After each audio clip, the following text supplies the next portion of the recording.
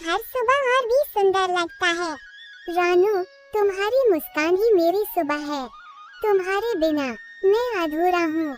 देखा कालू, अब रानू सिर्फ मोहन के साथ रहती है। हमसे तो जैसे रिश्ता ही खत्म हो गया। हाँ, कुछ तो बदल गया है, लेकिन शायद हम ही उनके बीच आगे आ रहे थे। छोड़ो, खुश रहे दोनों। हेलो इस जंगल के खूबसूरत लोगों, मैं माही हूँ, शहर से आया हूँ, म्यूजिक डायरेक्टर। ओह, म्यूजिक डायरेक्टर, वाओ, मैं भी गाती हूँ, आपसे कुछ सीख सकती हूँ। सीखोगी नहीं, रॉक करोगी, तुममें स्टार क्वालिटी है। मोहन दूर से देख रहा है, उसका चेहरा उदास और जलन से भरा है। ये माही कौन है और रानू इतनी खुश क्यों है उसके साथ? कालू और गोरी मोहन के पास आते हैं। मोहन, सब ठीक है, तुम कुछ अलग से लग रहे हो। बिल्कुल नहीं, रानू आजकल माही के साथ ज्यादा वक्त बिताती है।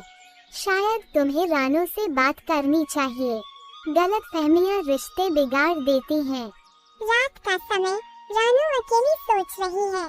माही बहुत अच्छा है, पर मोहन के साथ जो अपनापन है वो किसी और में नहीं।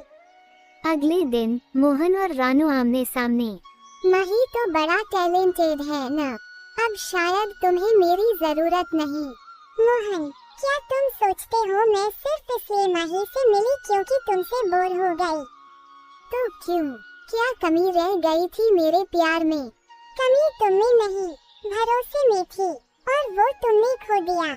माही खुद आता है, बातें सुनता है।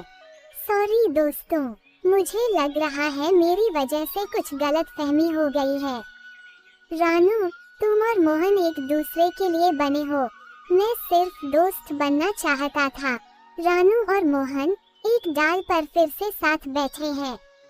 रानू, मुझे माफ कर दो, मैं डर गया था तुम्हें खोने से। मैं कहीं नहीं जा रही मोहन, अब हम सिर्फ एक दूसरे के हैं जन्मों जन्म के लिए। कालू और गोरी आते हैं। लो भाई, मोहब्बत वापस आ गई और हम सब मिलकर इस जंगल में फिर से खुशी खुशी रहेंगे। सुबह का समय था, रानू अपने घोंसले की सफाई कर रही थी और उसका पति रोज की तरह दाना लेने के लिए निकल गया था। रानू हर रोज की तरह उसके लौटने का इंतजार कर रही थी। तभी एक खत लाने वाला कबूतर आता है। अरे रानू बहन, तुम्हारा खत आया है। खत? किसने भेजा है? रानू ने चौंकते हुए पूछा। तुम्हारी बचपन की सहेली बेला ने। अरे वाह, बेला का खत, मैं अभी पढ़ती हूँ। रानू ने खत खोला। प्रिय रानू, मैं तुम्हारे पास आ रही हूँ।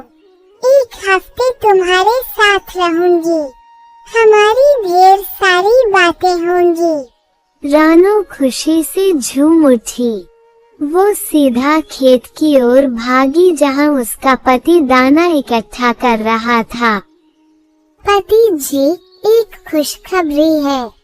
क्या बात है रानू, इतनी खुश लग रही हो? मेरी बचपन की सहेली बेला हमारे घर आ रही है, मैं बहुत खुश हूँ। अरे वाह, फिर तो तुम्हारे चेहरे पर मुस्कान बननी ही चाहिए।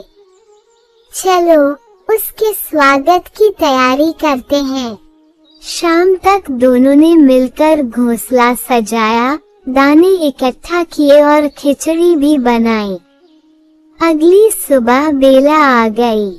रानू, मेरी जान, मैं आ गई, बेला बोली और गले लग गई। बेला, तुझे देख के कितनी खुशी हो रही है। बेला ने रानू के पति को देखा। जीजाजी कैसे हो? मैं ठीक हूँ, आप बताइए। बस अब अच्छा लग रहा है तुम्हारे प्यारे घर में आकर। तीनों मिलकर जंगल घूमने चले गए, झरने, बाग और फूलों के पास। एक रात बेला ने रानू के पति से अकेले में बात की। जीजाजी, एक बात पूछूं? हाँ, पूछो। क्या आप मुझसे प्यार कर सकते हो? क्या? ये क्या कह रही हो बेला?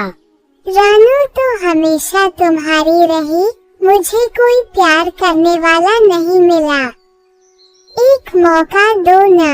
बेला, तुम रानू की सहेली हो और मैं उसकी जान से भी ज्यादा मोहब्बत करता हूँ।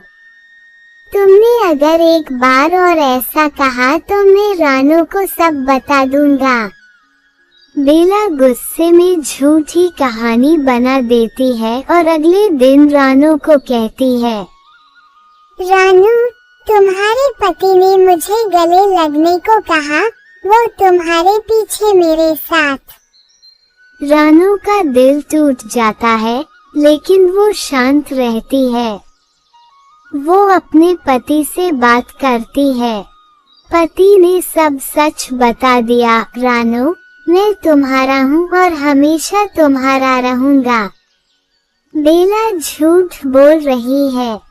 रानू ने बेला से सीधा कहा, बेला, तू मेरी सहेली बनकर आई थी और मेरे घर को तोड़ने आई थी, लेकिन हम दोनों का प्यार सच्चा है।